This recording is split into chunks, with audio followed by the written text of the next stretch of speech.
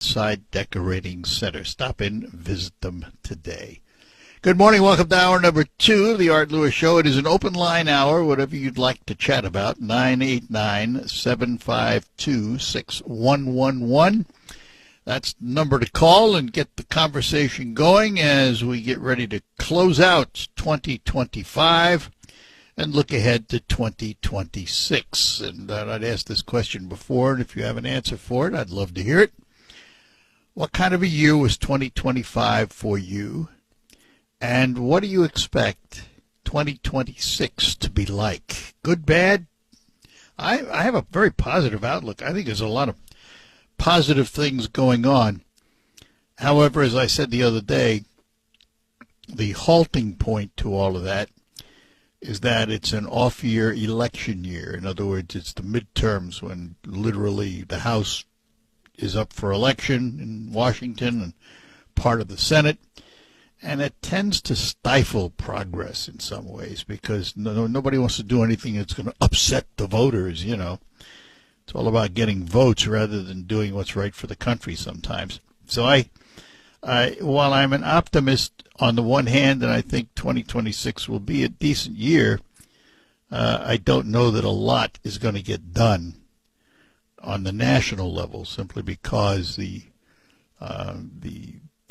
emphasis is on re-electing, because the old adage, he who wins has the power. If you don't win, you don't have the power.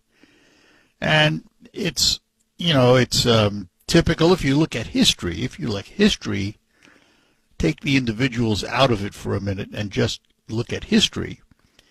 History will tell you that more times than not, party in power loses some power in the midterms, either because the public is dissatisfied with what's happening or what have you, for a variety of reasons. So it's a time of change, which is the interesting thing about our government. What you don't like today, just wait a minute, because it'll probably change tomorrow. And we do so on a very open and worldwide basis where the rest of the world can see what we're doing, how we do it.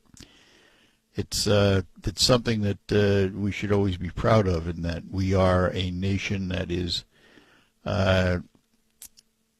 transparent in many, many ways. Now, yeah, I know there's been a lot of stories lately about a lack of transparency of this or a lack of transparency of that. But think of this. Let's just say for a minute there's a lack of transparency. How many countries can you name where reporters could tear into their government for what they think is a lack of transparency? Not many. Not many at all. Even countries like England, where they've started cracking down even more on the media. It's just, it's a blessing. We don't always agree with the media, and I understand that. And the media has changed over the years. Part of that has to do with social media and other things, but by and large, information does get out. The media does perform its duties to, if you will, be the oversight, the ultimate oversight of government, because that's our function as voters, to have the ultimate oversight of our government, isn't it? That's what you're asked to do every time you go to an election. You're exercising your oversight of your government. Now, of course, you have to have a lot of people that agree with your view of that oversight in order to make a change. But as I've said many, many times, when the American public get fed up, they tend to make a change. History shows us that time and time again. Nothing new about it. It happens regularly. It's happened recently. It's happened in the past. It's happened way in the past.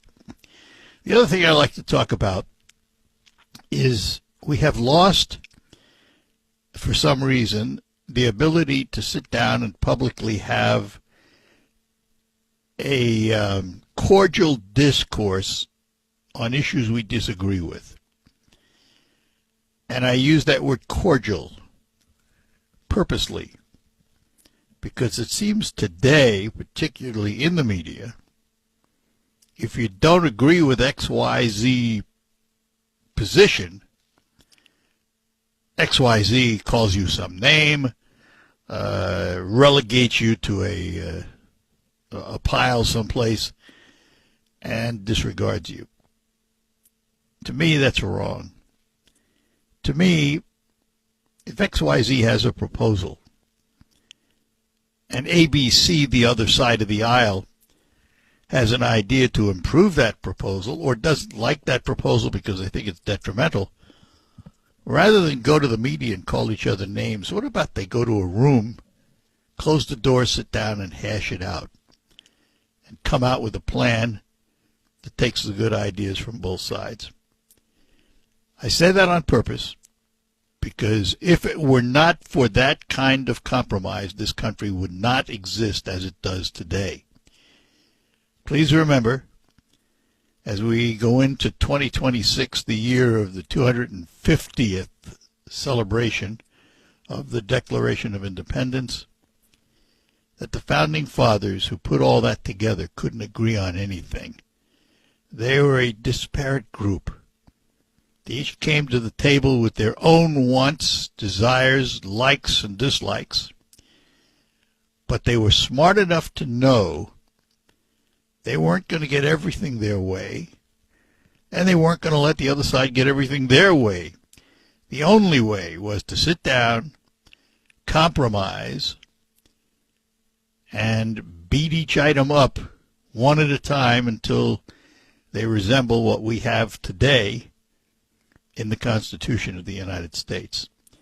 And they were also smart enough to make it a living document, and by that I mean it can be changed.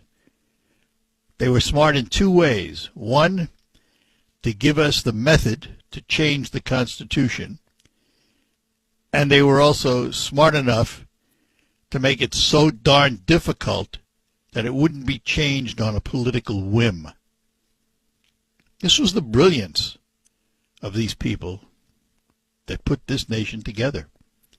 And brilliant they were, but also very, very independent, set in their ways, and not everything was right the first time with the Constitution. And one of those major issues, if you look at the issue of slavery, the Constitution, as written by the Founding Fathers, did not ban it. It took an amendment to the Constitution down the road. They weren't treated as full humans. It took amendments to fix it. But, again, they gave us the tools to fix the document to represent the times, but made it more difficult to do so that it wouldn't just be on a political whim. Brilliance. And if you go back before the drafting of the Declaration of Independence, and you read things like the Federalist Papers, you see that a lot of the ideas that we live by today were out there waiting to be codified into a document that would forever control our nation and how we do things. It was brilliant. Absolutely brilliant.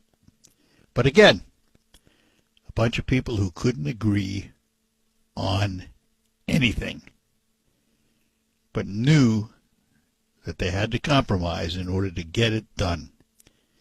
And aren't we lucky they did? All right, got some thoughts on that or anything else going on in the news or whatever? 989-752-6111 on this Monday, the 29th of December. Just a couple of days left before the big balls drop in Times Square. Do you stay up and watch them? I'll talk about that when we come back. We are here at Art Noe Appliances, 3800 Tittabawassee Road in Saginaw.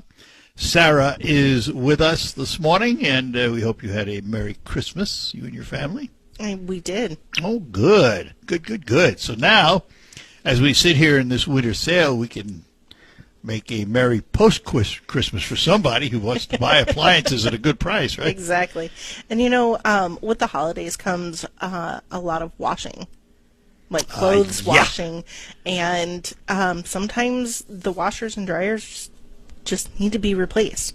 So we have top load laundry that starts at $9.49 for the washer and dryer. That's for the pair? That's for the pair. Under $1,000. Under $1,000. Yep. And then front load laundry is starting at $14.49. So that's for the washer and dryer and everything that goes in frontwards. And then you remember back when we talked a month ago? Was it a month ago? Anyway, we had the Pet Pros. We have those back on sale too for $16.99. What are they? The Maytag Pet Pros. So if you have animals in your house or long hair, it uses extra water and extra fluffy heat to remove the pet glitter from your clothes. Oh, really? Yeah. It's kind of cool technology. Well, it's part of a washer then. Well, the washer and the dryer are both together. They work together to Washer remove and dryer, and they're called Pet Pros. Yes, from Maytag. And this is an Art Noe appliance exclusive. Yes, there are Pet Pros out there other places, but these ones are specific to us. They are top load, and they come with a 5-year manufacturer. Deals. Oh, yeah. And then, say you don't like the water on the outside, you kind of like that clean look. We have another GE 27 cubic foot French door for $14.99, and it's got water inside and ice in the drawer underneath. Wow. I mean, and the other thing too, folks, if you're looking for appliances, you want to look at variety and touch it, feel it, all that. Yep. You can do that here at Art Noe because they have appliances everywhere of all nature and all price ranges. Yep. From the lowest to the highest, you're going to find it here. And the other thing, too, is who delivers them? We do. Who services them? We do, if you call. And who installs them? We do. Uh-huh. So we employ our own people. Yeah. In other words, everything is internal to Art Noe. There's no third parties. No third parties. We don't like to deal with third parties. Hours? So normally it's Monday through Friday, 10 a.m. to 7 p.m. Saturdays, 10 to 5. Here at the Saginaw location, Frankenmuth is Monday through Friday, 9 to 6, and closed on Saturdays. However, it's a funky week. Both of our locations are going to be closing at 2 p.m. on New Year's Eve, and then we're going to be closed on New Year's Day. All right. We will talk to you again, Sarah. Thanks, Art. Sarah here at Art Noe Appliances. We'll take a break, come back, and we'll get to our phones when we return here on WSGW. Everybody loves the season of giving, but now the season of paying for it is upon us. That not-so-wonderful time of the year when millions of Americans open their credit card statements, stare in horror at the balance, and resolve then and there to find new ways to save money. If you're among those Americans, why not start by cutting your wireless bill in half right now with Pure Talk's Saver Plan? It's easy. You'll get unlimited talk, text, and 3 gigs of high-speed data on a super-fast, nationwide 5G network for just $20 a month. Just dial pound 250, say Mike Rowe, and you'll save an additional 50% off your first month. Ho, ho, ho. And if you're active or former military or a first responder, you'll save an additional 20% every single month. That's pound 250. Say Mike Rowe for the gift that keeps on saving from America's wireless company, Pure Talk. Art Noe Appliances. Let's get to our phones. Carl's in Saginaw. Carl, good morning to you. There you are. Yes. Yeah, okay. Good morning, Art. Happy New Year. Same to you. Yeah. You were talking about how brilliant the founding fathers were. You know, one of the things they put in the Constitution is that Congress is supposed to declare war. And you were also talking about doing things on a whim is because, you know, hundreds of years ago, kings would go to war for a lot of the wrong reasons, you know. And so when they wrote the Constitution here in this country, they didn't want a king figure that could just declare war because he was upset with a ruler or trying to distract from other things going on. They wanted to get away from that. So I think they were brilliant. I know where you're headed, and I think I'd like to point some things out. There are a couple of things. First of all, if you create a hostile situation and attack another country for whatever reason, I think there has to be reasons that threaten the United States. There is the War Powers Act, and if I remember right, there's a certain period of time, like 90 days or something like that, that a president has to go to Congress to have it codified. And I think we saw that back in, if I'm not mistaken, we saw that back at 9/11. And the president has the authority to act, but then has to go to Congress at some point for the final declaration of war, if you will. And, you know, there are legitimate questions about some of Donald Trump's actions. Legitimate questions for which I don't have answers, but questions. For example, here are the various cases. Let's look at Syria, where some American troops were recently killed, and the president retaliated. I wouldn't think of that as a declaration of war or that he had to go to Congress to get approval for it. He reacted to protect Americans. The destruction of the drug boats in Venezuela, it's probably a little more. It's probably a fine line, and I don't know which way that line goes. On the one hand, it is the responsibility of the President of the United States to keep us safe. One of his major responsibilities by oath and charter is to protect the United States. It can be made the argument that drugs are an attack on Americans. And as such, does the president have the right to defend the country against them? On the one hand, it'd be pretty easy to say, yeah, absolutely. The question is where and how. And I'm not smart enough to have the answers. Now, I have to tell you that, as just my personal opinion, I do not have a problem with him taking out those drug-running boats. Might have a bigger problem with a land invasion. That I would have a problem with. I think that he needs to go to Congress for that. But I do not have a problem with him taking out the drug boats. None whatsoever. Yeah, I'm not sure what, you know, if he's declaring it like an emergency powers, that he has to do this because there's an imminent threat, I think that's kind of a thin argument for that. But yes, if he were to go, if we were to invade Venezuela, yes, he should definitely go to Congress first. And they probably would say yes. They probably would give him the power to do it. They might. I think they might. Although I don't know about that in this day and age. Well, he might be reluctant to ask the question because he doesn't want to hear the answer. You know, so... No. That's not what I'm talking about. What I'm talking about is it would seem that his opposition is so staunch against him that they wouldn't do anything to help him. And that's a problem because I don't want to see any president fail because if they fail, we fail. And it really incenses me, and this goes both ways, by the way. It incenses me when one side strictly obstructs the other side because they don't like the person and don't think he's any good. Therefore, he will do nothing right.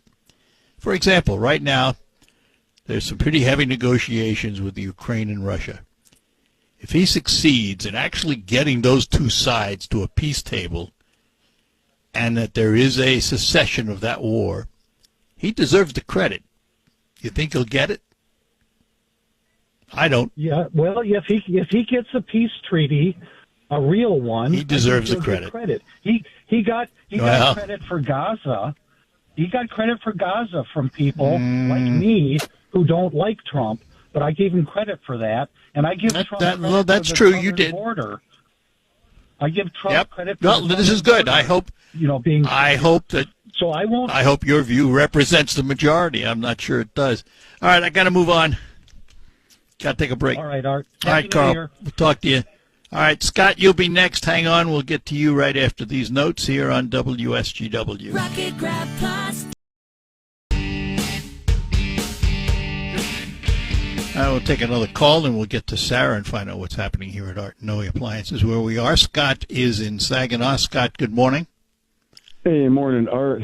You was talking about compromise. So we'll look at a few of them here compared from the left to the right. On the right, we say we want the baby to live. Some on the left say they want to destroy the baby. Those on the right say we want lower taxes. Those on the left want higher taxes. Those on the right say we want to be able to keep our guns. Those on the left want to take the guns. Those on the right say we need to arrest the illegals. Those on the left are saying we need to protect the illegals. Those on the right say we need to fix the healthcare system for Americans. Democrats say not only for Americans, but also for the illegals. And then the last one here, Republicans want to stop the drug boats from coming in and killing Americans. And who do the Democrats want to protect? The drug boats. How do you compromise with that? You sit down and talk? How? When these people say, You sit down and talk. What do you mean, how? You use your mouth. You sit down, you say, here's my position, what's yours? The last caller If you're just told you. See, if you're an absolutist, Scott, if you're an absolutist, you'll never compromise. And if you never compromise, you're missing out on the other side's whatever good ideas they may have to work a deal. I'm not saying we shouldn't sit down and talk, but your last that's what I hear you saying. Your last caller just told you that he thinks they should be protecting the drug boats. He doesn't care that, and I'm going to put the words there. He doesn't care that Americans are taking drugs and dying. He wants to protect the drug boat. I didn't hear him say that. He hates. Yes, he did. He said it's wrong for Donald Trump to be doing it. He's out of his authority, is what he said. He wants to protect them people. And it simply comes back to just because these people hate Donald Trump so much that they'll go ahead and let Americans get killed just to oppose this president. How do you compromise with hatred? You can't. Well, you can't compromise if you don't talk. You can't compromise if you don't talk. And what did the Democrats do? They shut the government down. They wouldn't talk because they wanted to have health care for illegals. That was it. They didn't want to compromise in anything else. That was it. They wanted health care for illegals. They wouldn't come. Well, that wasn't okay. You can phrase it that way, but that wasn't the argument they were putting forth.